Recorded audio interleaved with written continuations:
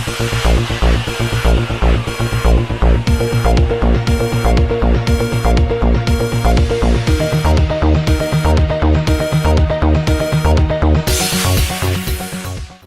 11 headline news के साथ मैं हूं आयशा चौधरी। सरजानी टाउन कराची में फारूक सत्तार ने अवाम से खिताब किया।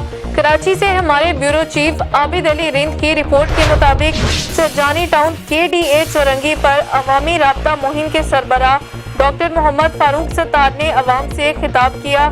इस मौका पर उन्होंने कहा कि इंशाल्लाह हम अवामी मुहिम का बड़ा आगाज करेंगे। देखते हैं आबिद अली रिंद की ये रिपोर्ट। अगर 2000 अरब रुपए का टैक्स हम इस्लामाबाद को देते हैं तो कम से कम 200 अरब रुपए कराची को हर साल मिलने चाहिए। मिलने चाहिए या नहीं मिलने चाहिए?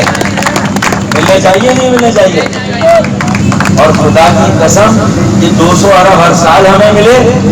मैं आपको बताता हूँ, मुझे पता है 600 अरब रुपए कहीं पर हैं, कराची के हैं।